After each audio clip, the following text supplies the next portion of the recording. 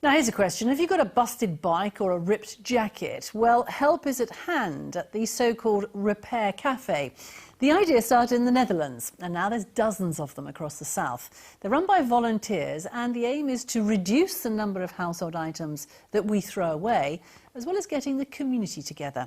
Matt Treacy went to a Repair Café in Farnham to see how it works. When household items break, they don't always get fixed. Often they are thrown away, and some end up in landfill. Unless you come here to a Repair Café, where they'll try and fix them for free. Well, I bought these in because they're my favourite pair of shoes. The seams at the back had come undone. They probably would have had to get chucked eventually.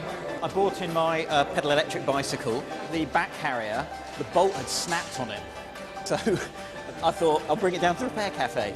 It's my remote control car. It suddenly stopped working. And Chris has brought in a piece of family history. I bought my father's old tape-to-tape player, which he's recently moved into residential care. This machine was put away in a cupboard, and the tapes were kind of in the bottom of a drawer somewhere. This Repair Café in Farnham is one of around 60 in the UK and has been breathing new life into old treasures for more than 3 years. We have diverted nearly 2 tonnes of waste from landfill, which is approximately 15 tonnes of carbon. And also, additionally, by saving people having to buy a new product through repair, we've also saved citizens of Farnham about £40,000. You know, a lot of us are engineers or whatever, and we spend a lot of time these days on computers and with paper and stuff like that. It's a bit of a blessed relief, really. You can come down and actually tinker around with something. Well done. Clive used to fix Harrier jump jets. Today he's working on something a bit smaller, and it doesn't sound good. The problem is that the gear wheels is flopping about all over the place. I think the owner probably agrees with me that this is terminal. Yeah, well, it's had a good innings, but it's on its way out, I'm afraid. 1 in every 3 things brought in simply can't be fixed. Chris is still holding out hope for his dad's tape player. It's got some tapes which I think will have me and my siblings as children on. My grandfather should be on here as well. So, I mean, I'm sure there's a mechanism for getting these tapes downloaded, elsewhere, but it'd be nice to do them on the real thing, actually. And all around him, more things are being fixed. It's a fairly simple one, it's just very fiddly.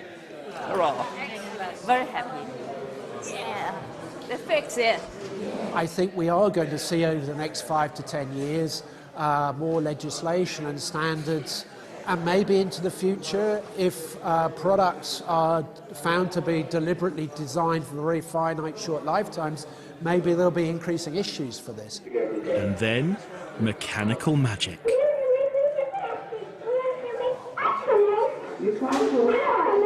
It's kind of bizarre, really, to think those sort of squabbling voices.